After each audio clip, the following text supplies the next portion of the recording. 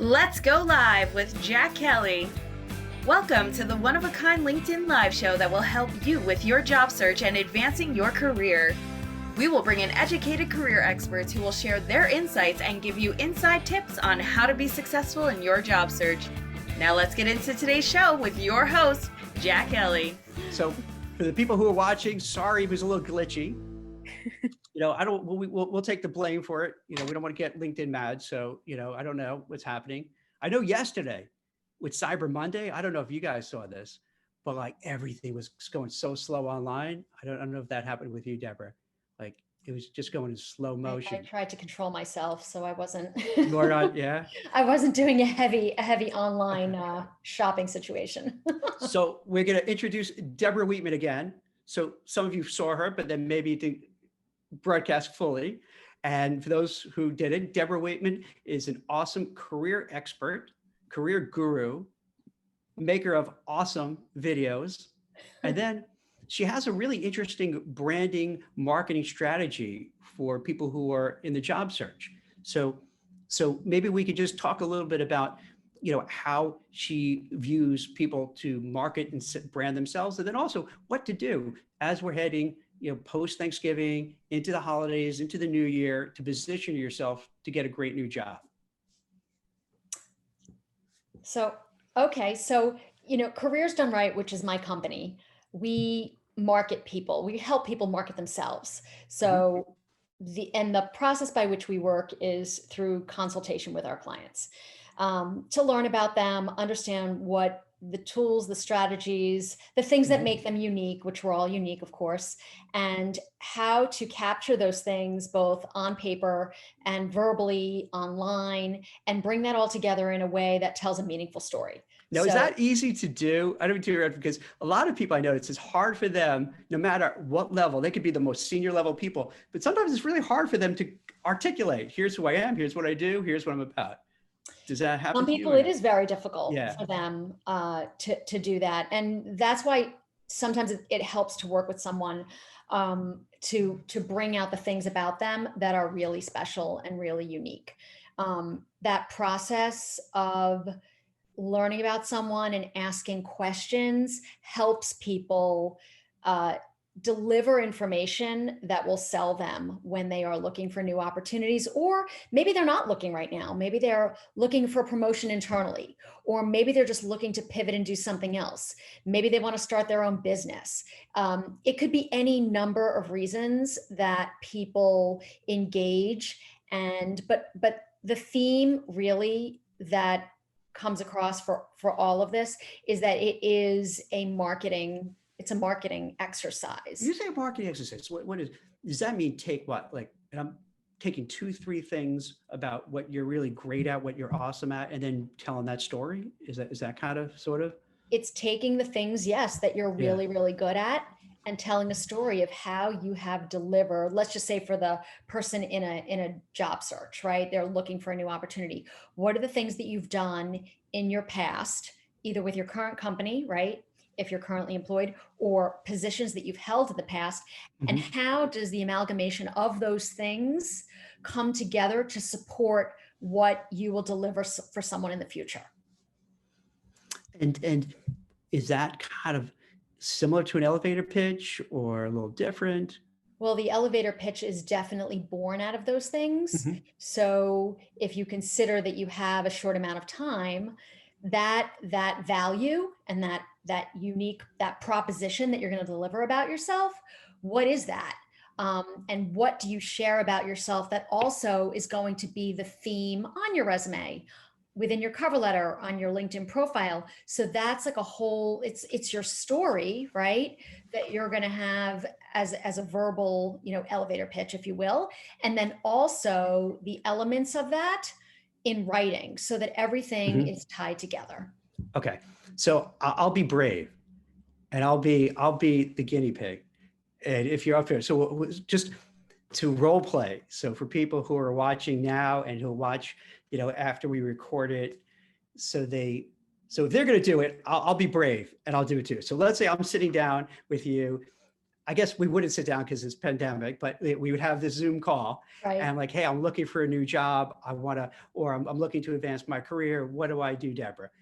What would you ask me? I'll give the answers and we'll see. Because this way it could kind of really show people, all right, this is what I do. I mean, this is what Okay. you do and this is what I do. So one of the first things that I would ask you is, I would want to learn a little bit about you, right? We haven't spoken before, so I would ask you to tell me a little bit about yourself. What are the things that you enjoy doing about your current role? What are the things that you have enjoyed in the past that you've done? And also, this is also really important. What are the things that you don't enjoy doing? You don't want to have things captured in any of your professional materials that you don't really enjoy doing, because you're not necessarily looking to do those things again, right? Every position has things that a person doesn't want to do. Okay, so I would say this. So let's say, because I do a few different things. We just launched WeCruitr, a bunch of months back to help people, with their job searches, but it's a social media kind of crowdsourcing platform. I've been writing for Forbes for the last 3 years. And then I've been executive recruiter, CEO of a search firm for going on 20 plus years. So let's take the recruiting part. I've been recruiting for about 20 plus years, focused primarily on Wall Street, mid to senior level executives. And they tend to be compliance, legal, risk, audit people that I place with Wall Street firms, hedge funds, private equity, things of that nature. Mm-hmm. So that is a common theme, and presumably, let's just say, for the purposes of this discussion, Right. You're going to continue to do those types of things, right? So that then serves as the basis for the things that I would write about you. A senior level executive recruiter with extensive experience. I try to stay away from number of years of experience because I think you sort of can run into an issue there. Interacting. You mean, I don't mean to interrupt, just be like a little sensitive that there's ageism out there. Yes. And if you have a very white beard, that doesn't help either. I should probably shave it off because then I lose 10 years. So like, okay, I got you. So you leave up, when you say writing, does that mean for your clients, you would kind of not only like write, ghost write for them to post or? I can. I mean, Okay. Typically the work that I do, I write their resume, their cover letter, their LinkedIn profile, and people do ask me, well, I want to post this on LinkedIn. Right. Can you take a look at it? Does it sound okay? Is it grammatically well written? Are there any issues with it that you can see? So I will respond to those requests from people as well. That's good. So you get from me, okay, here's like, okay, what he does what Jack does for a living, what he's done, what he focuses on. And then this way you have kind of an outline. And then I guess you would also maybe delve a little deeper. Okay, do I want to keep doing that? Do I want to do something different? And then work to see if I want to, like let's say I would tell you, you know what, compliance has been slow. And this is actually what happens. Compliance is slow, and this is not politics, just is what it is. When Trump was campaigning and took office, he was forthright saying, hey, I'm against regulations. I think it stands in the way of business. Mm-hmm. And you could see overnight, these big banks, and they're not run by stupid people. They're like, oh, okay, we don't have to hire as many people anymore. We could cut back. So then, hey, so I'm looking to like pivot, do something different. Is that like something you would help people with? Yes, I do help people transition to other things, but also it's not just about, okay, Jack is a recruiter. It's also about, the achievements you've had in working with people, in serving as a guide to your clients, which are your hedge funds and your private equity firms and your big banks, your bulge bracket banks or whatever. Those are your clients. And then on the other side, you have the candidates that are looking to be placed into those environments, right? Mm-hmm. So it's like, how do you engage with these people? What have been some of the things that you're most proud of having achieved in working with these types of people over the last 20 years? So you would say to people who watch this, kind of almost get, write down. If you want to be old school, you could actually write down in a notebook or put in your phone, like, okay, here's my accomplishment. Here's what I've done. Here's what I'm proud about. Here's what I like doing. Here's what I want to do. So it starts putting together for themselves a narrative of who I am, what I'm about, what I want to do. So when it comes to posting on LinkedIn or going for an interview or just networking, you can feel confident because you have a story to tell. Is that? Exactly. It is. It's a story. Yes. Yeah. And that's because, like, I guess you have a journalism background, so that helps kind of fleshing it out and telling Well, the yeah, story. communications and journalism. Yes. So then once you have that story, let's take it like right now. We're post Thanksgiving is this weird kind of time. Like, what would you suggest people to do, and how to, like, I'm here, I lost my job, help, or I'm worried about losing my job, or hey, I just want to see what's out there. Like, what do they do then? Like, how do they navigate this? So I don't believe that there's any time that you shouldn't be actively engaging with your network and building, building a better network, really. The people that have those networks and they're able to reach out to people and get other introductions, they're very successful because you have been developing this over time. It's sort of like, the 6 degrees of Kevin Bacon, right? The more people that you're connected to and the more engaged you are, the more traction you're going to get in your search. The more people will think of you when they have an opportunity. And I get that people tend to be myopic when it comes to their work. And they get a job and they focus solely on the work that's before them. They have all of this to do and they're super busy. And they tend to, not everybody, but people do tend to push those things to the side because it's time consuming, which I understand, but it's not a smart strategy because ultimately you're going to want to come back to those people, and it would be a better strategy to keep yourself in the game, if you will, and engage so that when either someone might need something from you or you need something from them, it's not like you're reaching out to them cold after having not spoken to them for several years. It's awkward for people to say, oh, hey, by the way, it's been 5 years. I hope you're doing well. Like now, I need whatever, right? It's much easier if I'm in touch with you, even if it's periodically, every couple of months, I say, hey, Jack, how you doing? I'm checking on you. How's the family? I hope you're staying safe. Let's connect over Zoom for a quick chat, whatever. If I do that periodically, not only are you going to be more inclined to want to help me if in fact I do need help, but the call won't it won't drop out of the sky like a UFO.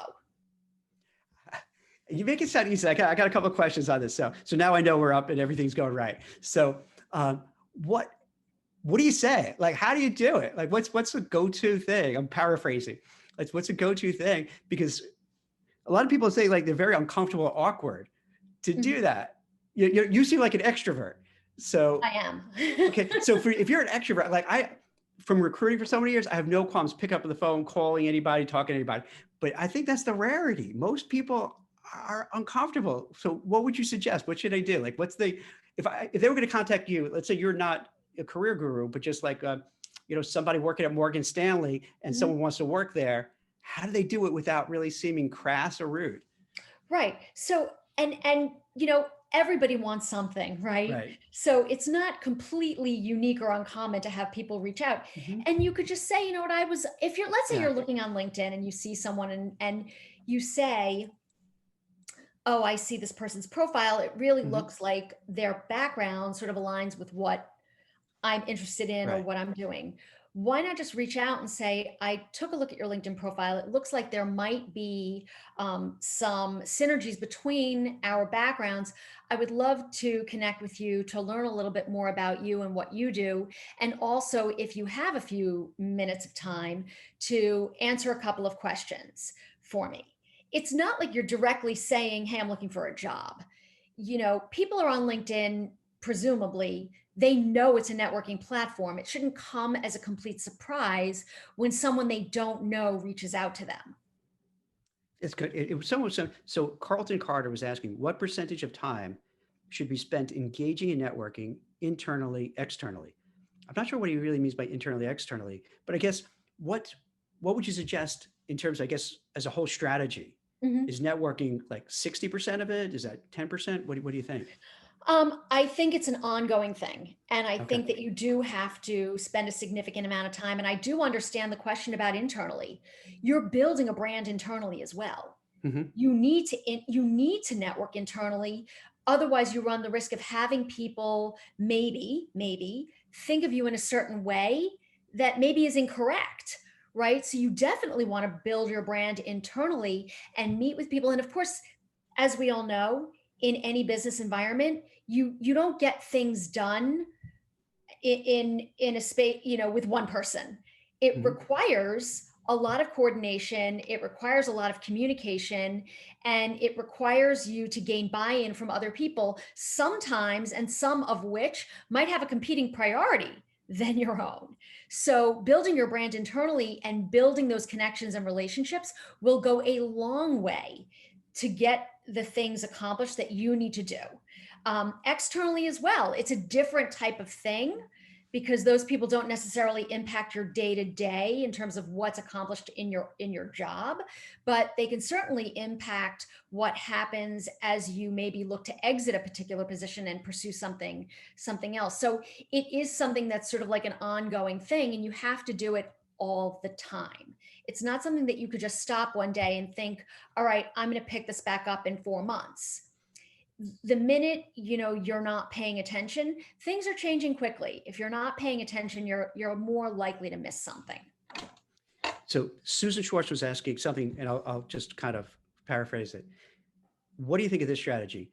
Because it's the holidays, to not even ask someone, just reach out to people and say, hey, happy holidays. How are you doing? How's it going? And I guess she's saying it's like a 2-step program. You do that, and then maybe later on, then you follow up with the ask. I love it. I think it's a great idea. Yeah. I also think that's smart, right? That's an interesting, that's it, right? Yeah, it's a great strategy. Yes. Victory. The other thing is, I like to say what's old is new again, right? What do people get in the mail these days? They get carpet cleaning that they don't need. I mean, nobody's looking through the Val pack and saying, oh yes, I need car detailing. Let me pull out this coupon.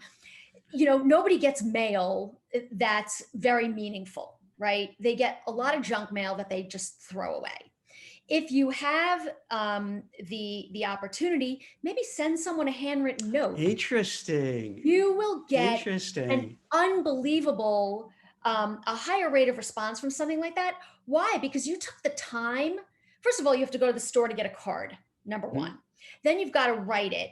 You got to write it out. You got to fill out the envelope. You got to stamp it. You got to get it to the box. I mean, these things, it's like, we don't think about this anymore. We think like, oh, I'm going to jot off this email to someone and I'm going to send them this like nice e-greeting. Those things are all lovely. There's nothing wrong with them.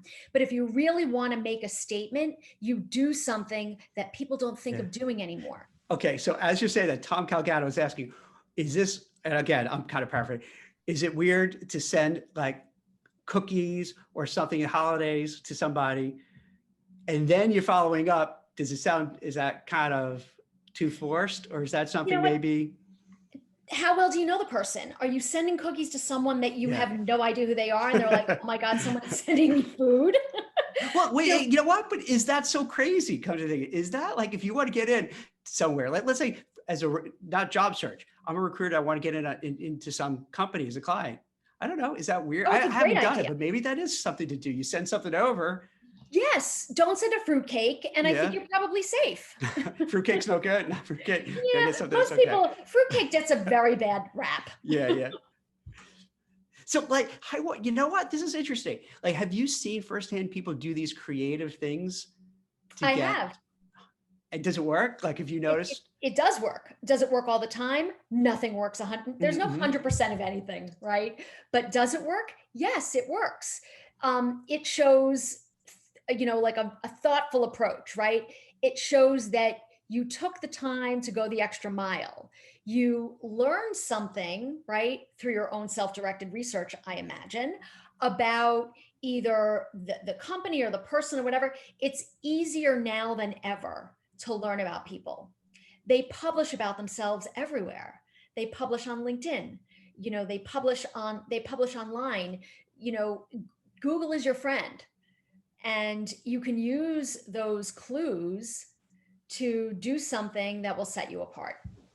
Speak of that. So it was right. So how do you? There's a lot of people getting nervous and anxious to post on LinkedIn. What would you say to do in terms of what you were talking about earlier about branding and marketing yourself. Any tips for people who are a little, Yeah, I mean, uncomfortable? I have always said, stay away from things that cause arguments, right? Especially on LinkedIn. You're not going to change someone's mind about any of the things that you think you're going to change their mind on. You're not. Keep it professional. Talk about if you're in supply chain, maybe you learn something new about a supply chain practice and you want to share that with the group. That's a great way to extend your brand, and nobody's going to get mad over that. They're just going to have an open dialogue about it, right? People get on there and they have a habit of, talking about things that they start arguments. There's no reason to get on any platform anywhere and start an argument. Again, you're not changing anybody's mind about what their leanings are. All you're doing is getting into an argument. And that's, I like to say 15 minutes of time you'll never get back. Talk about the things that are meaningful to professional life and areas where you have an expertise. That gives you a couple of things that are really beneficial for you. One, it gives you street cred because you're sharing an idea about something professional, business oriented that maybe somebody else can use, right? So you're helping someone else. The other thing that it does, which is really important, it supports your own brand. You're establishing yourself as an expert in this particular thing, and people might come to you with questions. Oh, this is really interesting. I see you're talking about this and you've done this. Can you tell me more? So it creates a way for people to come to you and begin a dialogue. So that's interesting. So let's say your example, you're in supply chain. Probably what a good thing to do. And I don't know much about supply chain, but I imagine to talk about the vaccine, how it's going to be delivered, how do they get it out, how do they get it to people, so that you can brand yourself, right? Because like if you really know supply chain, this got to be like, oh my gosh, this is such a topic. So you start writing about it. Now, I guess whether you're right or wrong, how it's going to play out, but just to give, that, because then people would read it. I would read it. You know what I mean? Like I would read and see, oh, how are you going to get, like, I don't know, we have 300 million people in this country plus, like how are you going to get it out to everybody? Who gets it? Do you go to the pharmacies and so on? So I guess with your example, the supply chain, that would be like perfect for somebody to go on LinkedIn, do their homework and kind of write about it, because I'm sure it would garner a lot of views and a lot of attention, particularly from senior level supply chain, because they may say, oh, that's really smart, or, oh, how about this? And all of a sudden you're developing these relationships with people. Exactly. It's definitely the logistics of that is going to be a pretty big endeavor, right? And certainly, the vaccine is on the minds of many people because of everything. And it's like, talk about things. I mean, that happens to be a very timely example, right? But back to that point, because it's so timely, you will have a lot of people really, really interested in that. They did 60 Minutes did a segment on the delivery of the vaccine not that long ago. So because it's very timely, you're going to find that a lot of people will start to engage in discussions if that is in fact their area of interest and they work in that professionally. Yeah, I bet you could probably tie in whatever you do, somehow, some way you could shorten in like what's currently in the zeitgeist out there that's time, and somehow use that as a way to talk and just, how sometimes you meet somebody and you're struggling for a conversation opener. So even if it's not perfect, sometimes it's just opening the conversation. Right. So I guess, you can figure that out. So you would just say, like, if you're an expert, or let's say, if you're in whatever field you're in, talk about it to brand yourself of like, hey, here's who I am. But I guess you don't want to be arrogant. Well, here's who I am, and this is what I know about this area. But you're just sharing your thoughts, your ideas. And that's a good way to dip your toe in the water, because you know this stuff, so you can talk about it. Exactly. I mean, the other thing I think is also really important is ask people what they think. People like to talk about themselves, and they like to share information and share their knowledge. So a great way to open what do you think about this? Which is a good way to get people a good dialogue going about a certain topic.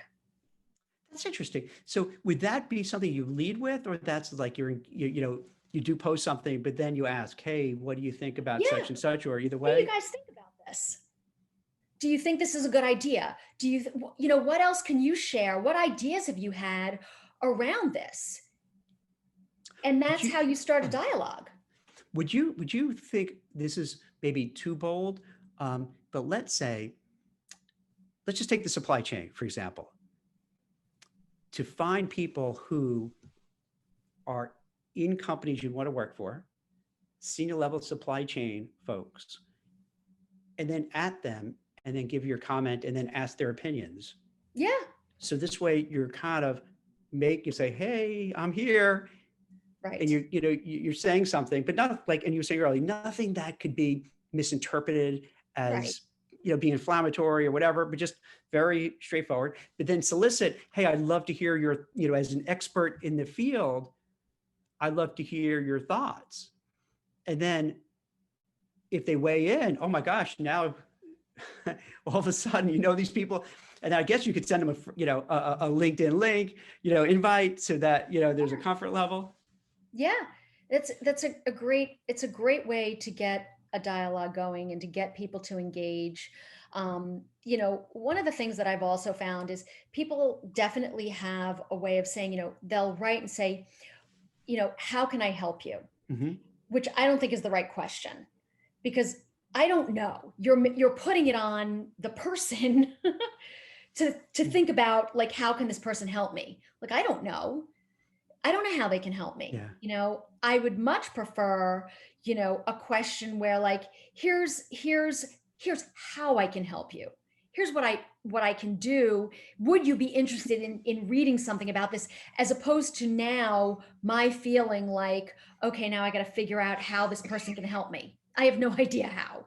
Right. It is funny how that is. Right. And not to go on a tangent, I'd be curious what you thought. And then Carlton had another question. So I'll go back to that after.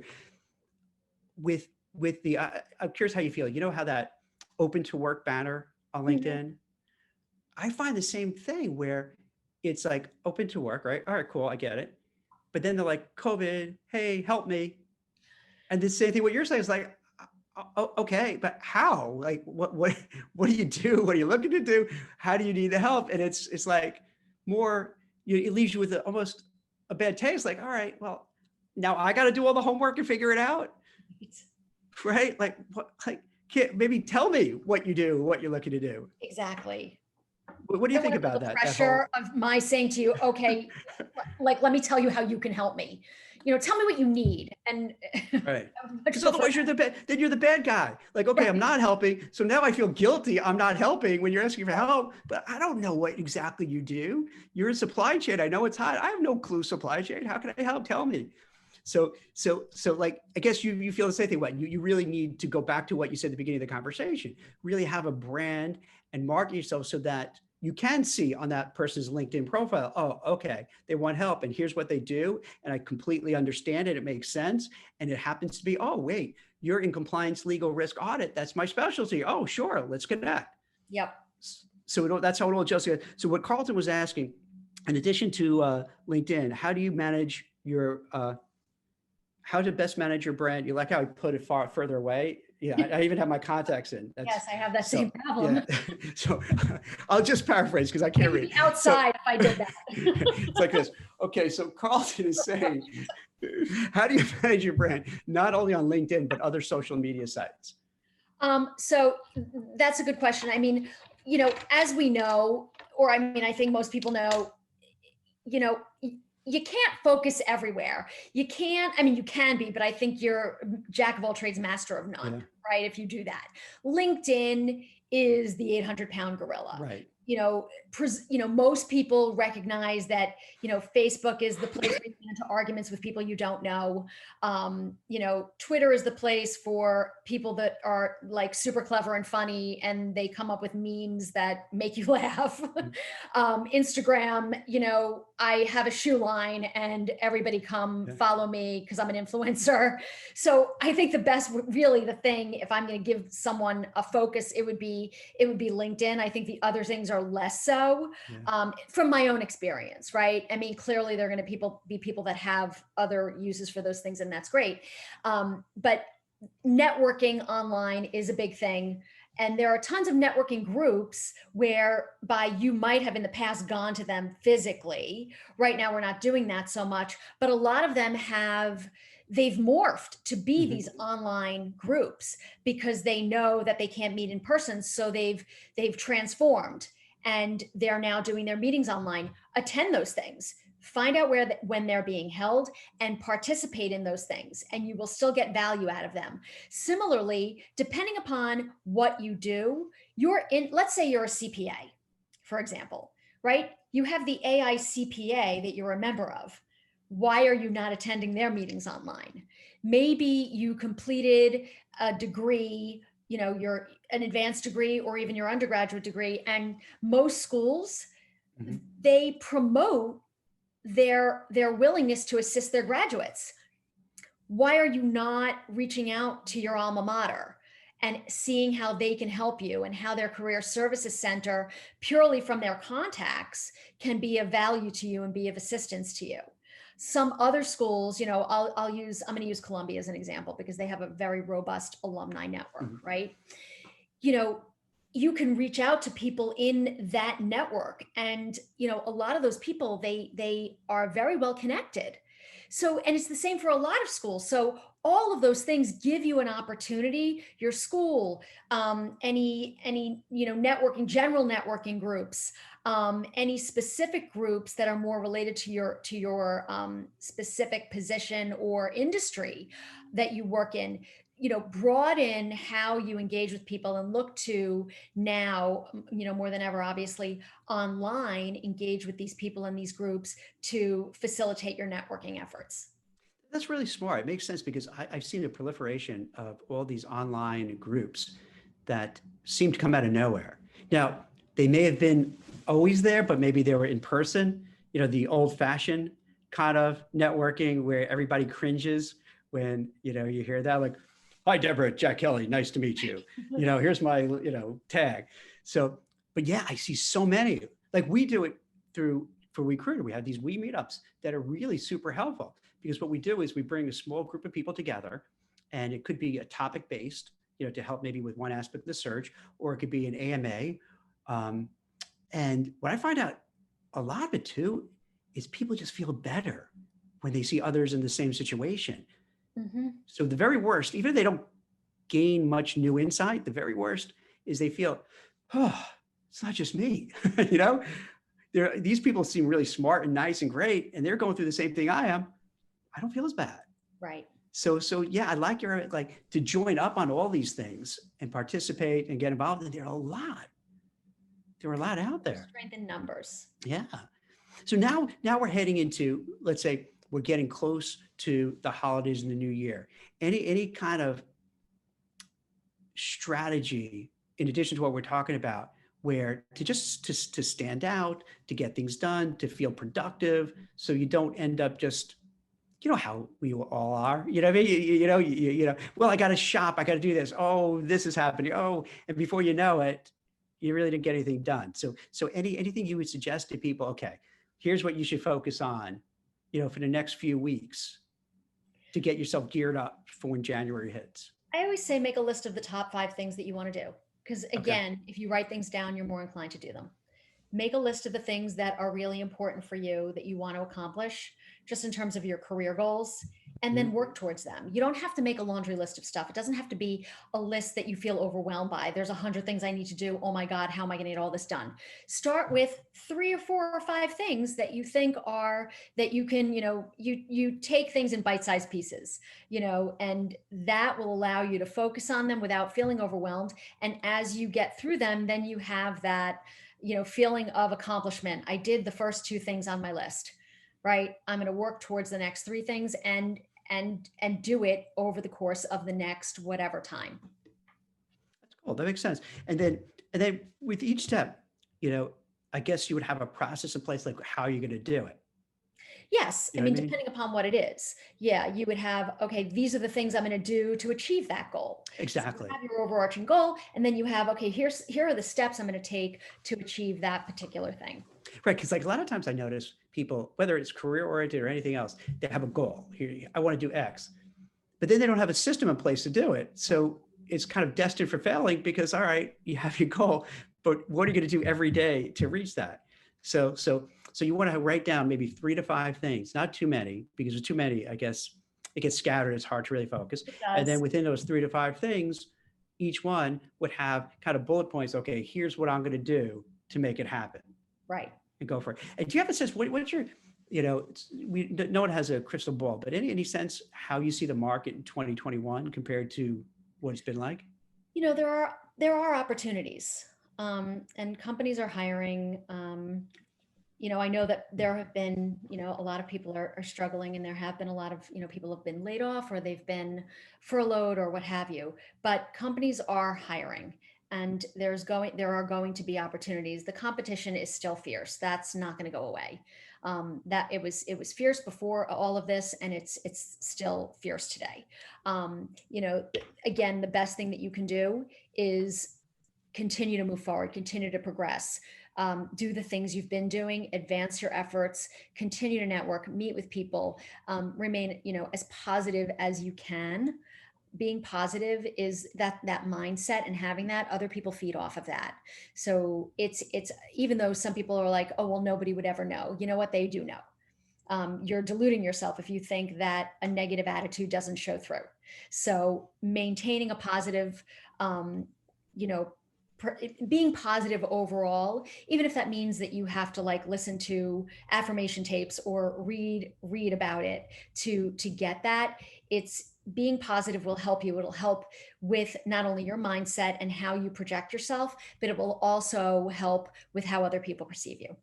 I'm really glad you brought that up, because I've noticed that over the years, and it's so unfortunate in that when people, when you're interviewing, you have to be enthusiastic, you have to be motivated, you have to be excited, you have to be upbeat, because hiring managers don't want to hire someone who's sad and depressed and That's correct. angry and resentful. But when you're looking for a job, especially looking for a job in a pandemic, and you haven't been working for so many months, it's hard to turn it around. So I had someone ask me, how do you turn it around? Like, how do you, she didn't say all this, but all right, you've been beaten up now for 3, 4, 5, 6 months.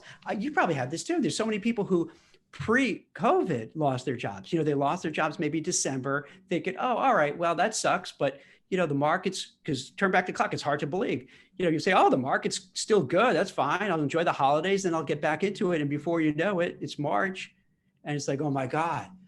So how, any suggestions to keep that positive mindset when this is what you're dealing with? Maybe you take a different approach. Maybe instead of saying, I can only do this type of thing, maybe you look to get something on a temporary basis or something contract. So you keep the momentum going while you continue to look for a full-time position. Maybe you take an opportunity that maybe is a little bit outside of what you consider your wheelhouse, but you know what? You're learning something new. You know what? That's another question, but I got a couple other questions before that. So one's not a question, it's more of a statement. So Jacqueline is saying that making the list has helped me stay focused. Using skills to help nonprofit organizations help too. So I guess there's a combination. So what she's saying is that, yeah, for her, it's really worked. And then it sounds like, if I understand it correctly, is that she took a job, kind of an in-between job. And it's just like what you were saying, to just get out there. Yeah, to bridge the gap. I mean, it also keeps you active. It keeps your mind active. It keeps you from feeling complacent, and it keeps you from feeling, what I'm going to say or term, thinking too much, right? Because we all have a tendency maybe to overthink things. It keeps you active while you pursue new things. Yeah. I guess sometimes you might have to put your ego aside, right? Like if you're taking a job that's a bunch of rungs beneath, you just got to do Sometimes it, right? you just got to power on. Yeah. Alexandra was asking basically how to target, I guess she was picking up on some things you're saying, to target people at the companies. Is that a good strategy? Find these people and just go right after them? It's easier now than ever to find people. I mean, there's only so many email naming conventions, right? I mean, it's just not that, you can go onto a website, a company's website, and get just a plethora of information, use the tools that are available to you, and make it happen.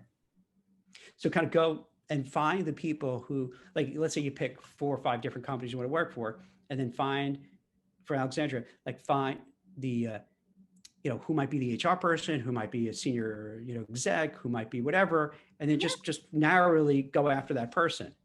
Yeah. And introduce yourself. All right. So any other like interesting, bold kind of things that people could say, you know what, this is going to reinvigorate? Because you know what, a lot of times it's, all right, I'm going online, I'm filling out the applications, I sent my resumes, I'm getting ghosted, I'm not hearing back. Any other interesting thoughts that maybe people could put to use? I mean, I just think as a final thought, Yeah. Again, it really is, you're not going to get everybody, right? Yeah. And you just have to, at the end of the day, and it might seem trite, but you have to keep going. Yeah. It's going to happen. It's not a question of if, it's only a question of when. Just keep going. It will happen. That's good advice. That's good advice, Anna, because I think that's really what it boils down to. Isn't that like anything in life? If Yes. you can't give up, because what are you going to do? Sit at home all day? I mean, that's not really much of an option. But if you keep going and going and going, eventually something gives, right? Eventually it'll click in. You'll find the right place. Yep. So that's a good. Any other last words to end with? I like that part. That's really good. So, I mean, I just love to tell people, really, just try to find your inner strength and your inner positivity, and you will reap the rewards in the end. That's beautiful. So that's great. So I'm glad. I know we had a little glitch at the beginning, but I think we came in strong, and I think you gave some really great. You gave a lot. I don't know if you realize you just gave a lot of advice. I hope so. A lot. It was just like bang, bang, bang, bang, bang. So this is great. This would be really good because, like, since it's recorded and then we repost it, that people could watch it again and sort through it, because, once you're hearing it, it goes by really quickly, but then you could kind of really go back and listen to some of the very specific things, doing everything from the branding, from the marketing to old fashioned. I really like that idea, like an old fashioned letter to somebody, because then you really stand out. So those are kind of the techniques that, we forget about, don't do, that really make you stand out in a crowd. So I think, for people watching it now, and then who will, or those who will watch it later, this is really good advice, interesting advice from a career guru and expert, who's helped really see it. And she's being very modest, and she's helped very senior level executives find fantastic jobs and improve their careers. So this is really actionable advice. So, thank you so much, Deborah, for being here. Thank you for having me. Oh, my pleasure. It's awesome getting to know you. Thanks so much. It's been a pleasure.